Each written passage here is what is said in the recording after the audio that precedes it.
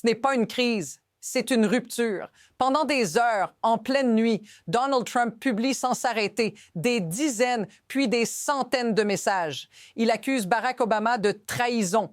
Il affirme que l'élection de 2020 a été volée. Il évoque des outils de la CIA, Hammer et Scorecard et affirme que la Chine aurait coordonné l'opération. Ce ne sont pas des propos rapportés, ce sont ses propres publications visibles par tous. Voici le paradoxe. Pendant qu'il parle d'ordre et de sécurité, l'État bouge. Le même jour, des agents fédéraux se rendent au centre électoral du comté de Fulton. Un journaliste sur place écrit que le FBI confirmed they are conducting court-authorized activity. Des camions repartent avec des boîtes de bulletins de 2020. Et au milieu de tout ça, Trump qualifie publiquement un homme tué de domestic terrorist. Si ces faits sont exacts, la question n'est plus ce qu'il dit, mais ce que ce pouvoir est en train de tester. Et c'est là que l'histoire bascule. Ce qui se passe ici n'est pas un épisode isolé. C'est un schéma qui se referme. Regarde la séquence. D'abord, une avalanche de messages nocturnes. Pas un communiqué, pas une allocution, une rafale désordonnée, publique, émotionnelle. Trump écrit que l'élection de 2020 a été truquée, que la CIA aurait développé des outils secrets, que des puissances étrangères seraient impliquées. Puis, presque sans transition, le pouvoir passe des mots aux actes. Le FBI se présente physiquement dans un centre électoral clé. Un reporter décrit des agents fédéraux récupérant des boîtes de bulletins. Pas une enquête annoncée à l'avance. Pas une conférence de presse. Juste une action. Pris séparément, chaque élément peut être minimisé. Un poste de plus, une procédure légale de plus. Mais ensemble, ils racontent autre chose. Un président qui conteste une élection qu'il a perdue tout en utilisant l'appareil de l'État pour remettre la main sur les preuves mêmes de cette élection. Et voici la vraie question, celle que peu de gens posent. Si tout est légal et maîtrisé, pourquoi cela se fait-il de cette façon, à ce moment précis et avec cette intensité? Parce que c'est là que le récit officiel commence à se fissurer. Et ce qui apparaît derrière est beaucoup plus inquiétant. Il y a une affirmation centrale qui ressort de tout ce matériau et elle est lourde de conséquences. Ce n'est plus seulement un discours politique, c'est une tentative de réécriture active du réel. Regarde les mots exacts utilisés. Trump écrit que Barack Obama a commis une trahison. Il affirme que « the 2020 election was stolen » et que la CIA aurait utilisé des outils appelés Hammer et Scorecard avec une coordination chinoise pour installer Joe Biden. Ce n'est pas une analyse extérieure, c'est le président des États-Unis qui publie cela lui-même en série, au vu et au su de tous. Puis, presque en miroir, une scène concrète. À Fulton County, un journaliste rapporte être at the site of Fulton County election offices pendant que le FBI confirme une court-authorized activity. Des agents fédéraux repartent avec des boîtes contenant les bulletins de 2020, camions, entrepôts, boîtes physiques. Voici ce qui change tout. Trump affirme que l'élection est frauduleuse, mais ne reconnaît jamais les dizaines de décisions de justice qui ont rejeté ces accusations. Notice ce qui manque. Aucune preuve nouvelle annoncée, aucun résultat judiciaire évoqué. Seulement la répétition et l'escalade. Et quand un pouvoir commence à agir sans combler ce vide, l'histoire entre dans une phase différente. À ce stade, la situation ne se contente plus de durer. Elle s'intensifie. Ce qu'on observe, c'est une normalisation accélérée de l'exception.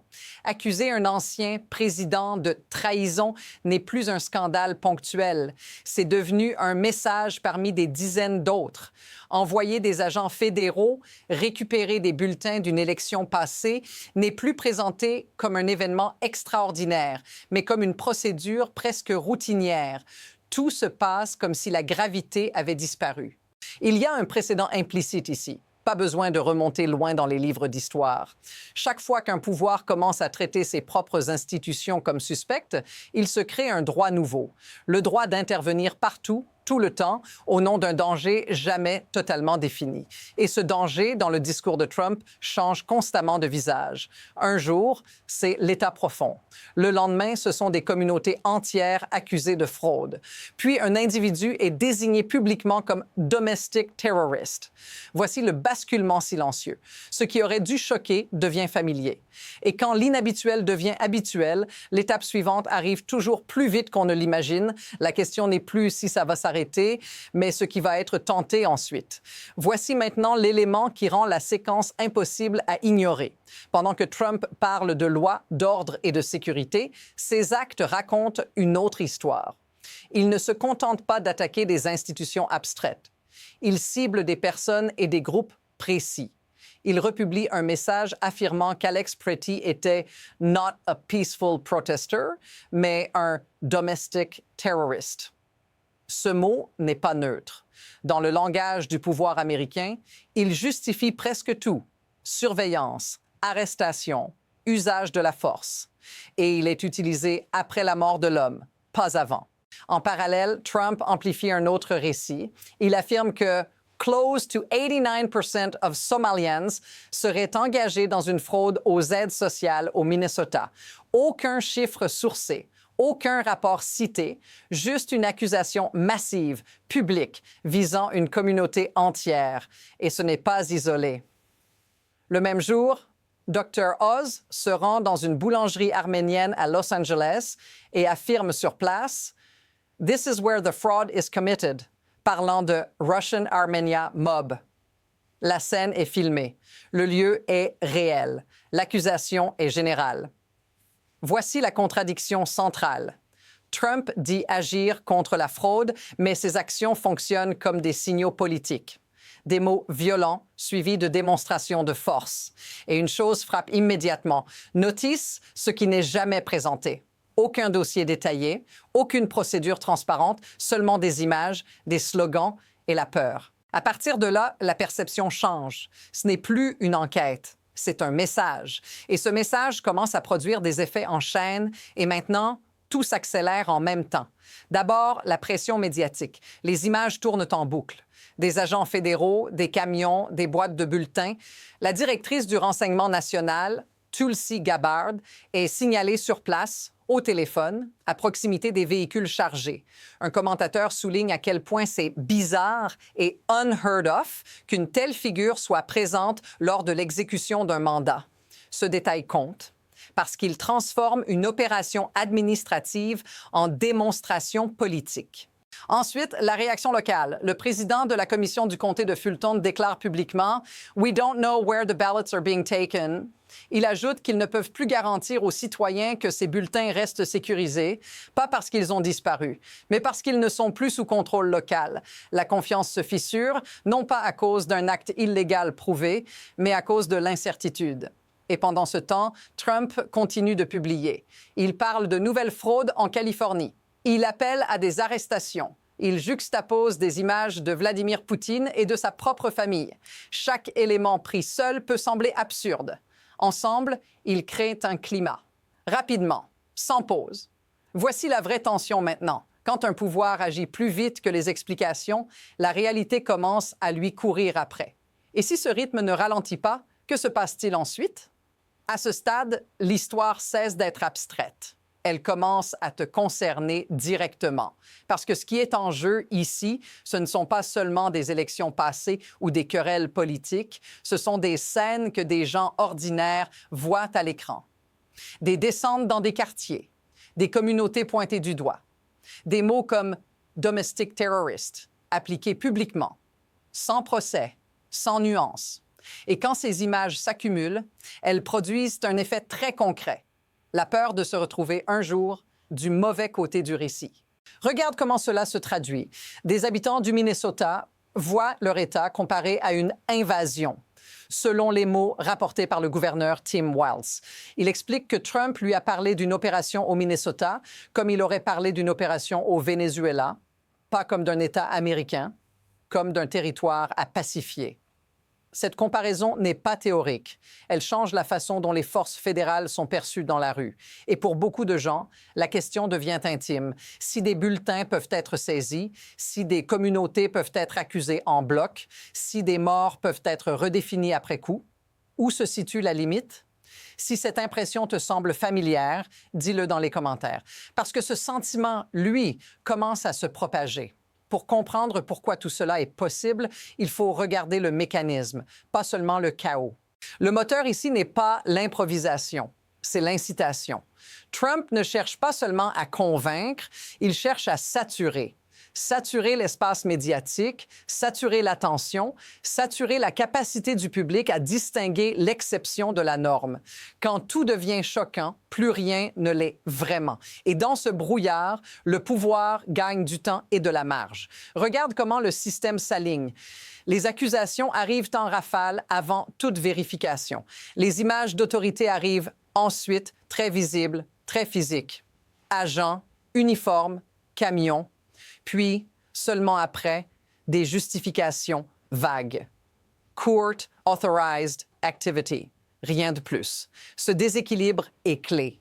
L'action précède l'explication et l'explication n'est jamais vraiment complète. Voici l'insight dérangeant. Ce type de dynamique ne repose pas sur la vérité ou le mensonge. Il repose sur la peur de rater quelque chose. Les médias courent derrière chaque déclaration. Les opposants réagissent. Les soutiens applaudissent.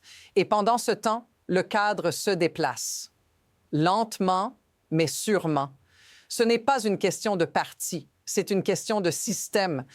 Quand le spectacle devient l'outil principal du pouvoir, ce n'est plus la loi qui fixe les limites, c'est l'attention. Et cette attention est déjà en train de basculer vers la prochaine étape. À partir d'ici, 2 trajectoires se dessinent et aucune n'est théorique. La première est celle de l'accélération. Trump continue sur cette lancée. Plus de publications nocturnes, plus d'accusations sans preuves nouvelles, plus d'images d'autorités fédérales sur le terrain. Les enquêtes annoncées s'étendent, les mots se durcissent, les communautés ciblées se multiplient. Dans ce scénario, chaque nouvelle action est justifiée par la précédente. On agit parce qu'il y aurait eu fraude. On accuse parce qu'on a agi. Et le mouvement devient circulaire. Auto-entretenu. Difficile à arrêter sans choc majeur. La seconde trajectoire est plus fragile, mais réelle. Les chiffres commencent à parler. Des chaînes pourtant favorables à Trump diffusent des sondages montrant que 59% des personnes interrogées jugent les actions trop agressives. Parmi les électeurs latinos, les données montrent une chute brutale de l'approbation, jusqu'à plus de 30 points sur la politique de déportation. Même certains soutiens médiatiques disent à l'antenne que « it has hit its political limits ». Ce n'est pas une rébellion, c'est une érosion. Et voici ce qui rend le moment dangereux. Ces 2 dynamiques avancent en même temps. La pression politique augmente pendant que le pouvoir se montre plus dur. Quand ces courbes se croisent, quelque chose cède toujours. La question n'est plus laquelle de ces trajectoires est vraie. C'est laquelle va prendre le dessus. Et à quelle vitesse? Il y a une leçon simple mais inconfortable qui relie tout ce que tu viens d'entendre. Quand un dirigeant affirme qu'une élection est frauduleuse, qu'il accuse publiquement des personnes et des communautés et que, dans le même temps, l'appareil de l'État se met en mouvement sans explication claire, le vrai sujet n'est plus la véracité de chaque accusation. Le vrai sujet, c'est le déplacement de la norme. Ce qui comptait hier, preuve, décision de justice, procédure lisible, devient secondaire face à la vitesse, aux images et à la répétition. Voici la phrase qui résume tout. Le pouvoir ne cherche plus à prouver, il cherche à habituer. Habituer à l'idée que tout peut être contesté, que tout peut être saisi, que tout peut être requalifié après coup. Une élection, un quartier, une personne. Et c'est pour ça que cette histoire ne s'arrête pas ici, parce que ce que nous voyons n'est pas une fin, mais un test. Jusqu'où cela peut aller sans provoquer de rupture immédiate. Si tu veux comprendre la suite, pas au moment où elle explose, mais pendant qu'elle se construit, abonne-toi, parce que la prochaine étape ne sera pas annoncée à l'avance. Et quand elle arrivera, beaucoup diront qu'ils ne l'ont pas vu venir.